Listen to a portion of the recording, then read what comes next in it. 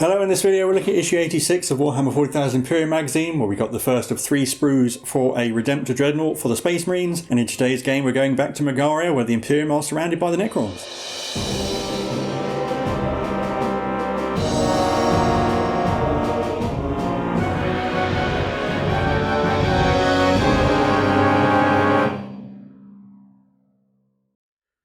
Hello, I'm Mike, and this is where we are, the Tabletop Donkeys. Hello. And we're bringing you issue 86 of Warhammer 40,000 Imperium magazine today. This issue comes with the first of 3 sprues to build a Redemptor Dreadnought, so you'll have to wait a little while to see it in action, but we'll have a look through the issue first. First up, we have the battle record for our Dreadnought. So these are heavily armoured walkers used by the Space Marines, piloted by Marines who have been mortally wounded, but can still serve the Emperor in combat. And it goes over the war gear available to the Redemptor Dreadnought. So you have the Macro Plasma Incinerator, or the Heavy Onslaught Gatling Cannon, or the Heavy Flamer as a secondary weapon, and then the Tertiary Storm Bolters or Frag Grenade Launchers, and the Icarus Rocket Pod mounted on the top.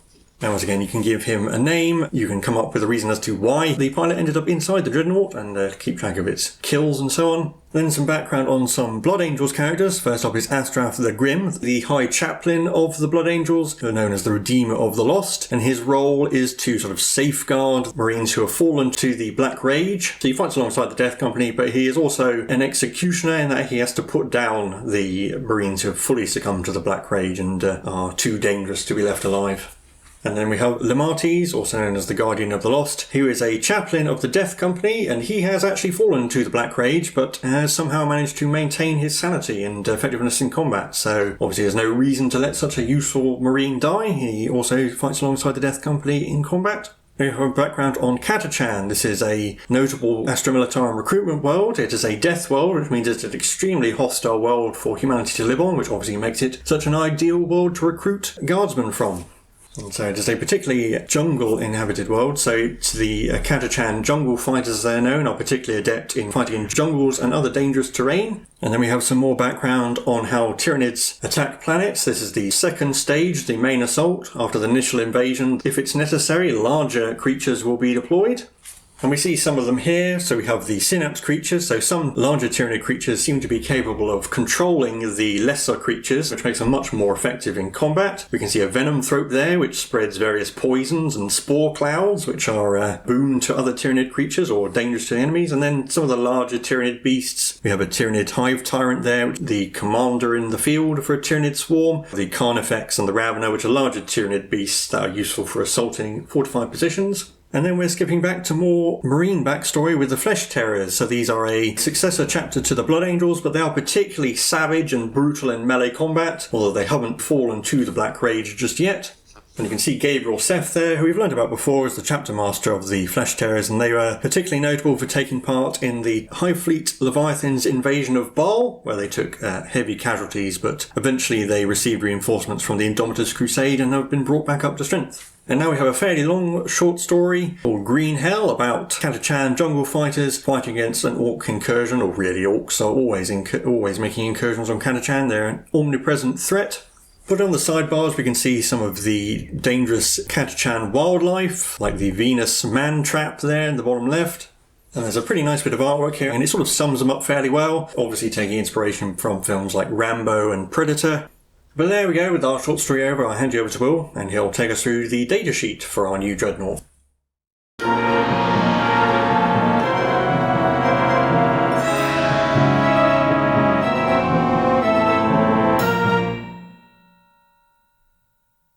So even though we've only got half a Redemptor Dreadnought so far and no build instructions, we do have its datasheet in this issue, but we won't get to see it for a couple of issues yet. It's 9 power, it's an elite choice. It has a degrading profile like the Triarch Stalker. It's strength 7, toughness 7, 13 wounds, has 4 attacks, leads you with 8 and 3+ save. Its movement starts at 8 inches and weapon skill ballistic still 3+, but the movement goes down by 2 inches and the weapon skill ballistic skill by 1 step. Firstly if it's below 7 wounds, and then even worse if it's below 4 wounds. Its default equipment is 2 Fragstorm grenade launchers, a heavy flamer, heavy onslaught Gatling cannon and a Redemptor fist, but you can swap quite a few of these out. So the heavy flamer can be replaced with a normal onslaught Gatling cannon, heavy onslaught Gatling cannon can be replaced with a Megaria plasma incinerator, and the 2 Fragstorm grenade launchers can be replaced with 2 storm bolters, and additionally it can also be equipped with an Icarus rocket pod. So the Fragstorm grenade launcher, 18-inch range, assault D6, strength 4, no AP, 1 damage blast weapon. Heavy flamers we've seen before, this is the strength 5 normal version, not the Midstorm one. The onslaught Gatling cannon is the same as the one on the Invader ATV, but the heavy onslaught Gatling cannon has an extra 6 inches of range, an extra 4 shots, and it's strength 6 or on the strength 5. The Icarus rocket pod is 24-inch range, heavy D3, strength 7, AP -1, 2 damage blast weapon, with +1 to hit against aircraft, not going to be useful in this collection. Megaria plasma incinerator on standard mode is a 36-inch range, heavy D6, strength 8 -4, 2 damage blast weapon, or it gains an extra strength and damage in supercharge mode. And then the storm bolters are as usual, and the Redemptor fist is a melee weapon with ×2 strength -3 AP and D3 +3 damage per hit.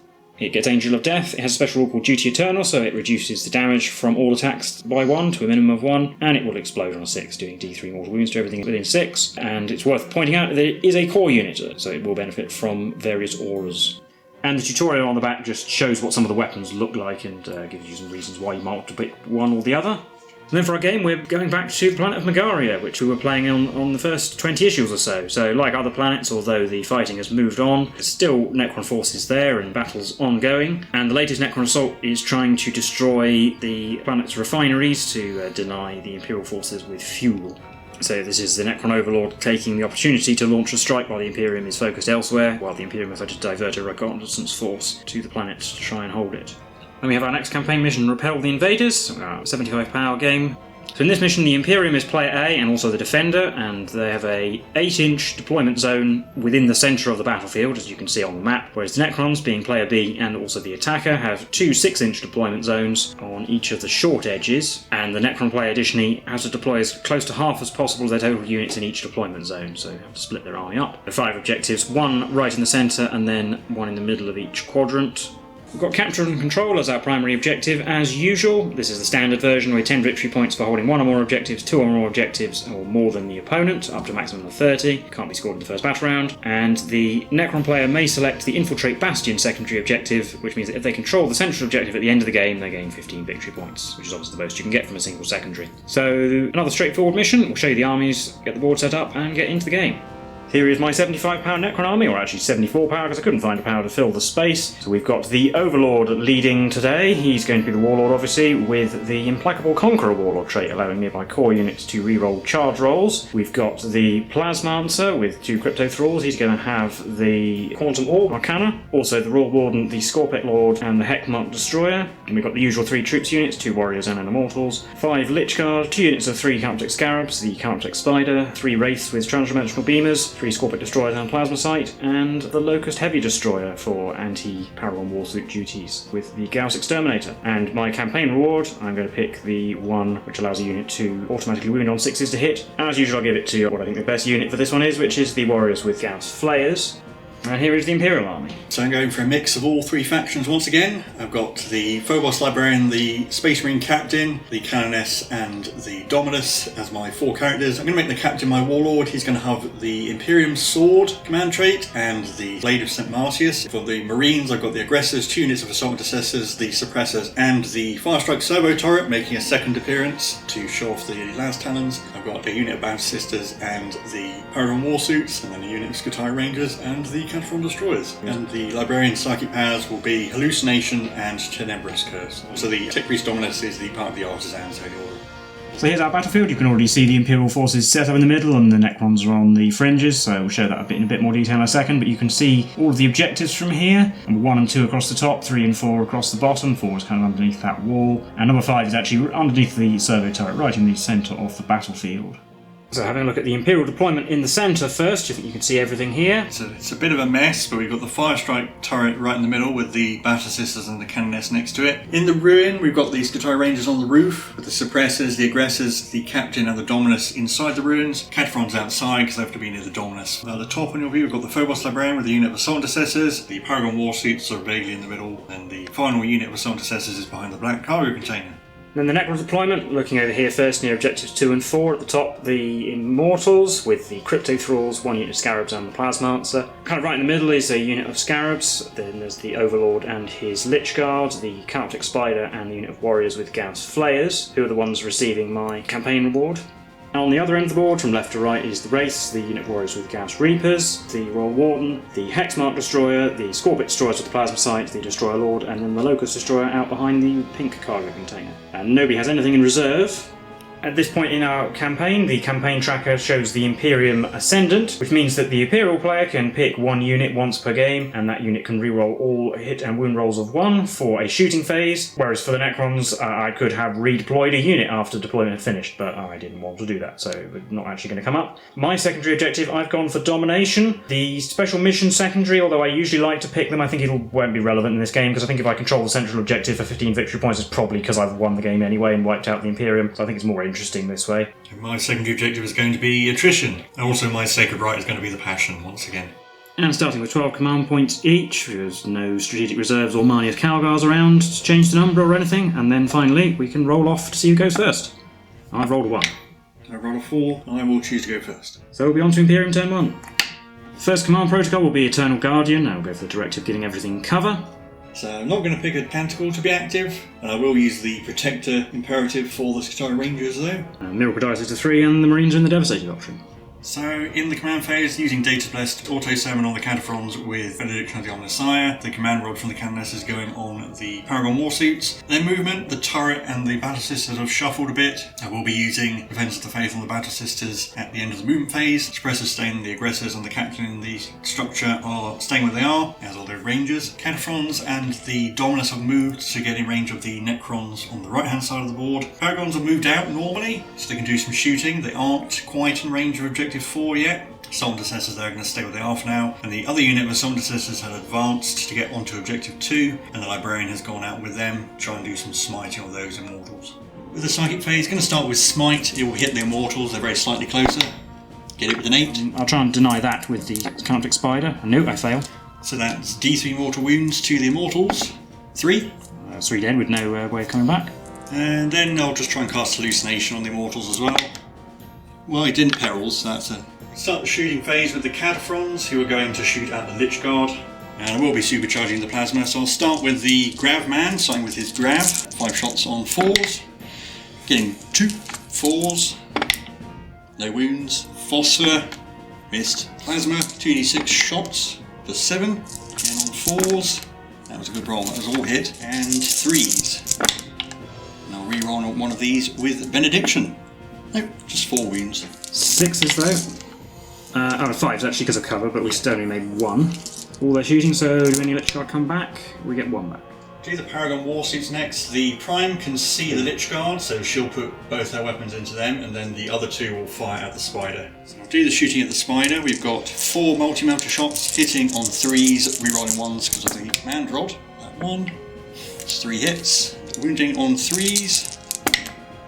2 wounds, I will take that. 6s because they're -4, but I got the cover thing. Oh, we did make 1. D6 damage for 5. It's down to 1. The grenade launchers again on 3s, rerolling 1s. 3 hits, wounding on 4s. 1 wound. A 3 with cover, made it. And then at the Lich Guard, 2 melters, getting 1 hit and a wound.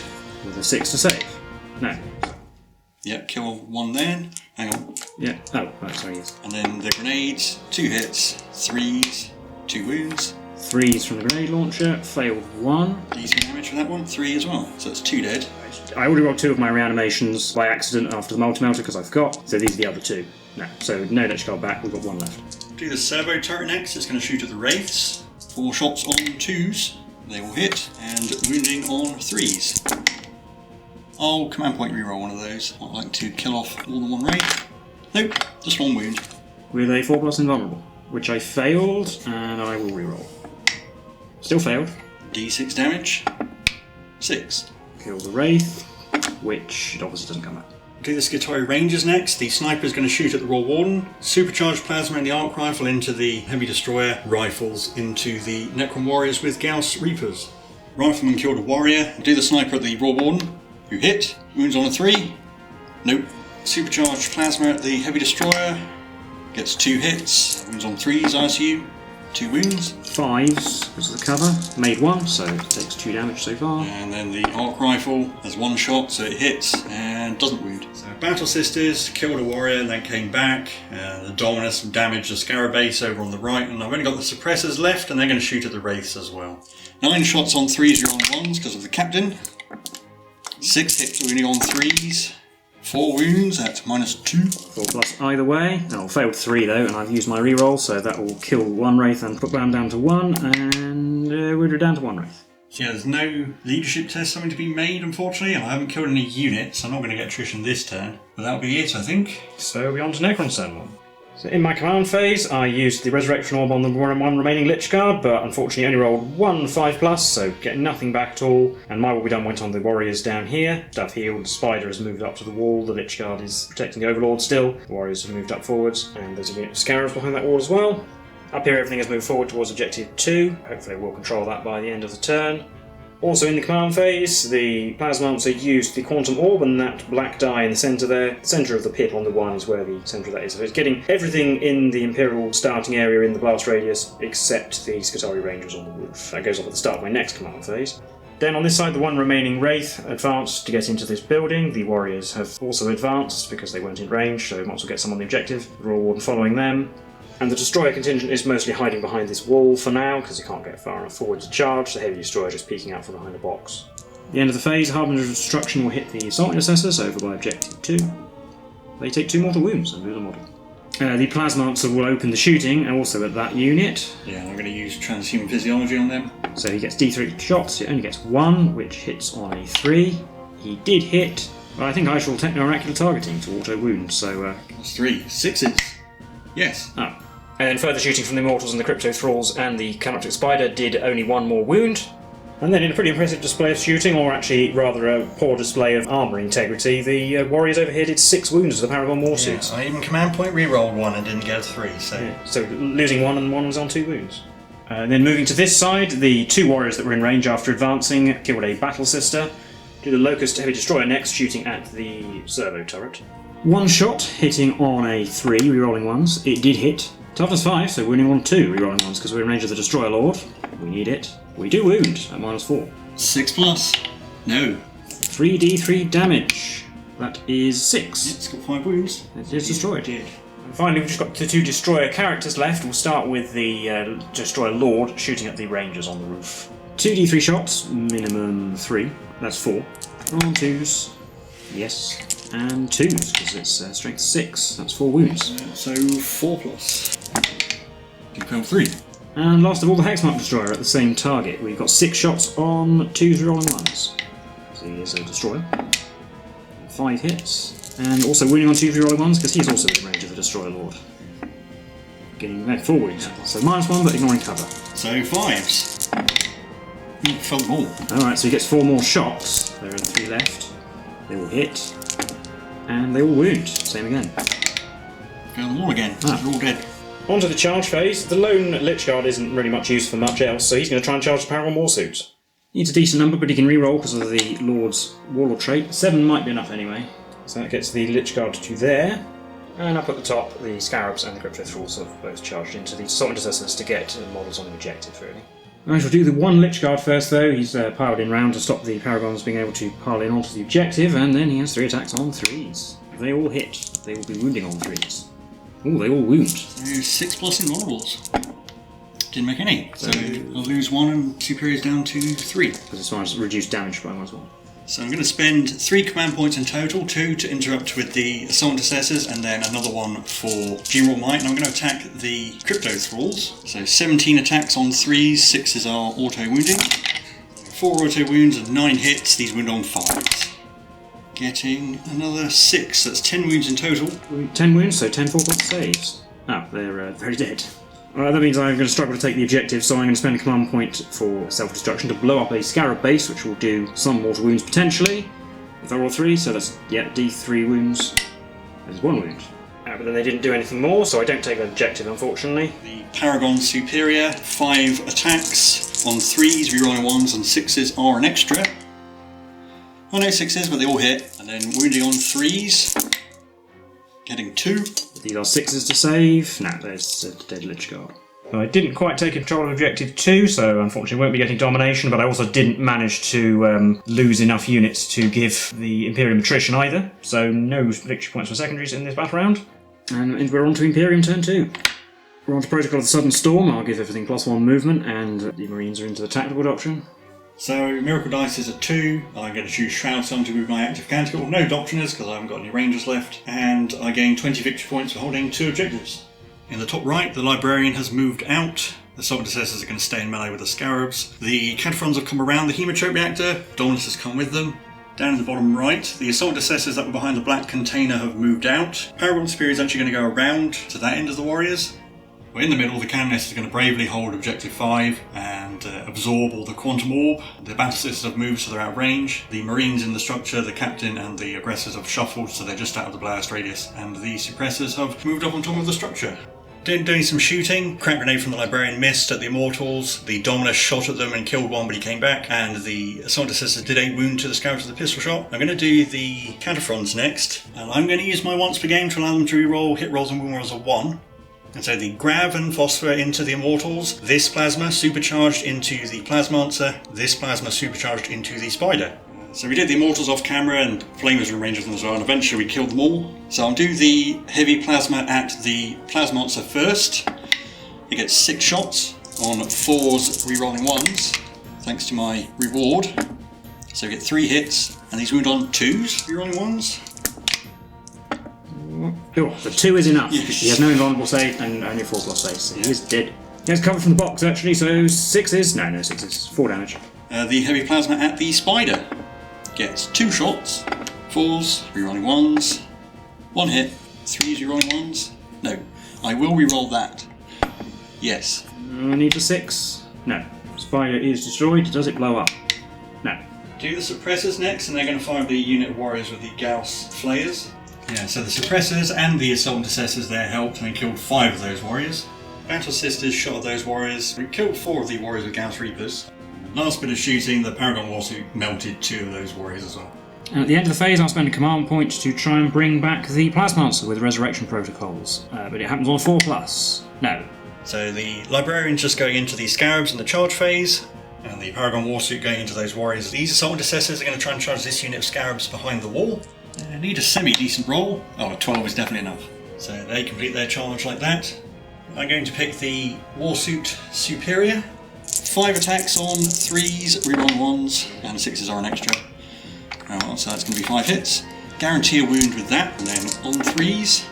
So that's 3 wounds. They are dead. I'm going to spend 2 command points to interact with these Scarabs and another one to blow one of the bases up on targeting the Assault Intercessors, because the objective's lost essentially, so might as well see if we can do some damage before they get destroyed. 2+. Yes, that's D3 mortal wounds. 3 to the Assault Intercessors. And then the Assault Intercessors all finished off their respective Scarabs, so that's another 2 units destroyed. And we'll be heading into Necrons turn 2. Not much to happen in the command phase, other than the Quantum Orb going off. The Canoness is the only thing in range, and she has -1 to the roll, so it only affects her on a 5+. No, she's fine. And I gain 10 victory points by only hold 1 objective. Well, the Overlord is my sole survivor on the right-hand side of the battlefield. He's going to go and try and take Objective 4 from the Paragon Warsuit. On the other side, we're moving the Destroyers up as far as they can go, the Wraith into the middle of the board to attack whatever's left after the shooting. The Warriors moving up with the Hexmark Destroyer and the Royal Warden. Royal Warden still standing on Objective 3, and the Heavy Destroyer and the Scorpion Lord are on Objective 1. The Wraith began the shooting at the aggressors, but it missed, and the Royal Warden is in range of the Suppressors. I'm using Transhuman Physiology on them. So he hits on 3s, they hit 3 times, and 4s. Nothing. Scorpion Lord shot the Battle Sisters as they all made their saves, so the Hexmark Destroyer is going to also shoot at them. He rerolls 1s, into a 1 again, and 2s rerolling 1s. They all wound. 4s. Failed 1. So he only gets 1 more shot, which does another wound. Saved. Big gun on Heavy Destroyer is going to shoot a Cataphron. It hit and wounded. Yeah, 6+ invulnerable. Nope. So it kills 1, 3d3 minimum. Yeah. Finally, these Warriors killed off another 4 Battle Sisters. On to the charge phase. I'm going to do the Scorpion Lord first into the aggressors. He will need a reroll, so this is where I will spend the command point. Yeah, an 8 will be enough to get him in. And then all the short charges, the Destroyers made it into the aggressors as well. The Wraith charged the Canoness, and the Overlord charged the Paragon Warsuit. I'm picking the Scorpic Destroyers to fight first. One was piling round to get on the objective and into the building. Yeah, and I'm going to use transhuman physiology on the aggressors. I will use the Plasma Sight though to try and juice them up, so on a 1, bad things happen. No, that's for 6, so we get +1 attack. So the big sword now has 4 attacks that hit on 3s rerolling 1s, they all hit. They're winning on 4s rerolling 1s though. Ooh, so that transhuman saved them, but that still kills 2, because it's -4, 3 damage. 8 hits from the other ones on 4s. We've got 5 wounds. Oh, we're rolling 1. 5 wounds. Oh, can Sarge make a mini 6s? No. And I'll consolidate like that to bring in the suppressors, although not the captain. Over to the Overlord on the Paragon Warsuit. He only manages to hit once, so I think I'll re-roll that, because he needs at least 2 hits to kill. Re-roll, yeah, right, 2 hits. Winning on 2s. 2 wounds. 6+ invulnerable. Yes. Oh. And then the Wraith got a wound through on the Canoness, bringing her down to 3. Suppressors and Canoness hitbacks didn't do anything, so we've just got the Paragon Warsuit on the Overlord. 5 attacks on 3s, rerolling 1s. 6s are an extra. Wow, at least we got a 6. It's 2 and 3s. We got 1. Oh, he takes 2 damage. The Battle Sisters passed their morale tests, and the Imperium will be getting attrition, having killed about 6 units to the Necrons, not that many. As we head into Imperium turn 3. We're on to Protocol of the Vengeful Stars, where we will give extra AP on 6s to wound with shooting. The Marines are into Assault Doctrine, Miracle Dice was a 4. Benediction on the side is going to be the active canticle. Imperium gained 10 victory points for holding only 1 objective. So, starting at the top right again, the Assault Intercessors are going to stay where they are to hold objective 2. The Librarians come down. Fortunately, can't get him in range of the Overlord, so he'll have to smite the Wraith probably. The remaining Admech are coming down so that they can see the Heavy Destroyer. In the top left, the Suppressors fell back to get in range of objective 1. Captain has moved to get in range of objective 5. The Battle Sisters have moved, and the Command Rod has gone on them, so they can get towards objective 3. Canoness has fallen back from the Wraith. And over here, the Paragon Warsuit is going to stay in melee because it can shoot its weapons, and then the Assault Intercessors moved into the ruin as well. So we've got the Librarian, he's going to try and cast Smite. Gets it with a 10. Can't deny that anymore. So I'll put it on the Wraith and do D3 mortal wounds. 3. It's dead. Then the Librarian will try and cast Hallucination on the Destroyers, which he gets with an 8. So shooting, the Battle Sisters killed a warrior with their weapons. The Assault Intercessors on the right did a wound to the Destroyers in the middle with their pistols. Captain threw a grenade, didn't do anything. So doing the Cataphrons, the Flamers are going to go into the Destroyer Lord because he's the only target in range and he's the closest model. The Heavy Plasmas are going to supercharge and go into the Heavy Destroyer. So Flamers didn't do anything. Heavy Plasma, number of shots. I'm going to re-roll one of those. 5 shots. It's better. On 4s. 3 hits, we'll take that. But you can re-roll from Benediction. Oh, I can re-roll, yes I can. Still a miss. 3s. I'm re-rolling that because of Benediction. They all wound. And so it needs to make 2 6s to live. Nope, it takes 4 damage. The Dominus will shoot at the Destroyers in the ruins. So the Volkite, whatever it is. And then 3s, but 6s do 2 mortal wounds in addition. Re-roll because of Benediction, because it actually affects him as well. So that's 3 wounds and 4 mortal wounds. So we'll have cover, which we pass, so we just take 4 mortal wounds. But that will finish off a Destroyer, who does not come back. Finally, the Paragon Warsuit at the Overlord. So the Melter, you know what, I'll guarantee a hit. Then on the 3s, 2 hits. 3s. 1 wound. Made a save. And the Grenade Launchers on 3s, 1 hit. 3s. Wounded. We're in cover. Still failed the save though. D3 damage. 3. He dead. That was the end of the phase, so we'll try with Resurrection Protocols again with the Overlord this time. Yay, it worked. So he comes back on D3 wounds, 1. Charges, the Paragon Warsuit and the Assault Intercessors are going to go into the Overlord. Who will set to defend, I suppose, because he's standing in a ruin. Captain is going to go into the Destroyers. Who will also set to defend. And finally, the Battle Sisters are going to charge the Raw Warden. Who will Overwatch. All hits on 6s. No. Their charge roll is a 10. So the Battle Sisters make their charge like that. I'm going to pick those Assault Intercessors to go because there's loads of them. 21 attacks on 3s. Only 11 hits, 5s. 4 wounds. 4 plus saves, I've got to pass all of them now. No, he's dead and he can't resurrect again. But I will do 2 command points to interrupt with the Scorpic Destroyers fighting the Captain. Since he's being targeted, I'll use transhuman physiology on him. As they'll pile in, so they both get on the objective, so it's back to contested. And then they've got hallucinations on them, but they set to defend, so they cancel that out. And we're back to hitting on 3s. We'll do the big sword. They will hit, winning on 4s though. Rerolling 1s though, because the Destroyer Lord's still here. No, so just 2 wounds. 2 4+ invulnerable saves. Fell both, so I think he's dead. Yeah, 6 damage. And then the Battle Sisters failed to hurt the Rock Warden, who killed 1 in return, but they do take objective 3. But with that, we'll be on to Necron's turn 3. But I will call the game here, the reason being that the Imperium will get attrition this turn, and there's no way I can take objective 2 and 4 from them, just not close enough, and I don't have any shooting units left at all with any decent range, so I can't clear those objectives at all. Same in turn 5, so the Imperium are going to get a minimum of 44 more victory points, which will put them up to 78. I'm going to get 10 this turn for holding 1 objective, and then even if I were somehow to manage a maximum score in my 3rd turn, I can't get anywhere near 78. And so looking at our campaign rewards, this means that in future games the Imperium can pick the Megaria reward, which is to select a unit with the truest battlefield role, and that unit can make ranged attacks while performing actions, which might come in handy as if there are any actions in the missions coming up. But with all of that, we will recap the game and the issue for you now.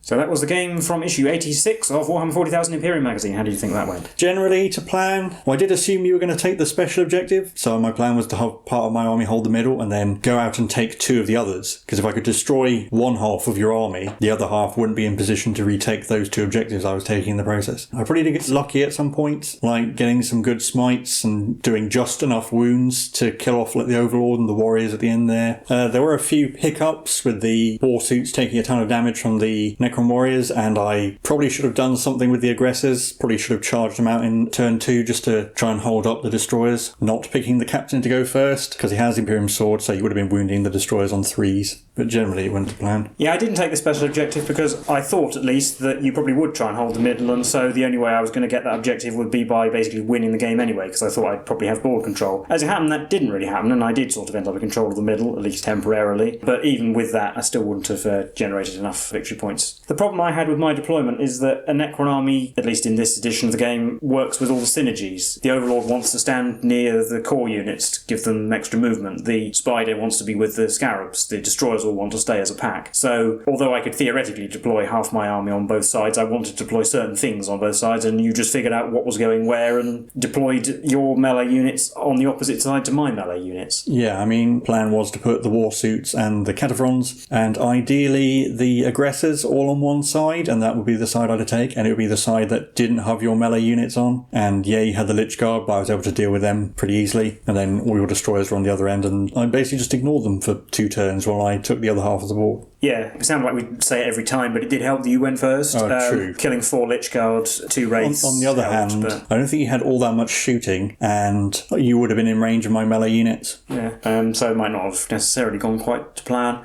My reanimation also was quite poor. Oh, it was shockingly bad. A lot of it you didn't see because we did a lot of the shooting of the warriors off camera, but got perhaps 3 or 4 back out of the 20 that died. I think it was something like a Lich Guard and 2 warriors throughout the entire game. I also possibly wonder if I should have taken something like the Death Marks just to have another unit of more models to stand on an objective. Trying to hold 4 objectives at the same time with the Necron collection is actually quite difficult because, or rather, trying to hold them all to the same level. I want any of them to be able to resist an attack is quite hard with this collection because there aren't that many units with a lot of models. Yeah, and it leaves you vulnerable to things like the Battle Sisters charging out and the suppressors just moving towards the Heavy Destroyer. Or the Heavy Destroyer just got shot off the objective even if I sent the suppressors somewhere else. Yeah. Although I did take a mauling in the first turn, I did actually do a lot of damage to your army. It just was ultimately not enough to stop you outmanoeuvring me, really. I mean, high points, the Hexmark Destroyer did really well. Yeah, he killed basically the entire unit of Skitarii Rangers. Yeah, and that lone Lich Guard did finish off a Warsuit, so he did 3 wounds with his 3 attacks, so he didn't do too bad. But I suppose overall, it's nice to have a slightly different mission. I mean, yes, the main objective was the same, but the deployment zones were a bit different, just changed things up a bit. The Imperium have now won 4 in a row, of course, so it will mean we get to see all of the campaign situations, but at the same time, it's going to be difficult for the Necrons to pull it back in the remaining 4 games. But we'll see the ones for the Imperium dominant in the next game. We'll see all of them, and I don't think my reward is especially useful. If there are any coming up that involve me doing actions, I'll think about it, but yeah, I think it would have been more useful in one of the earlier games, and I generally don't take Raise the Banners because attrition's just a lot easier. Yeah, it might be another one where the benefit to you is actually denying me the campaign reward, which was to pick a unit and it can perform heroic interventions as if it were a character, so I would obviously give that to something like the Destroyers or the Lich Guard, which means that you would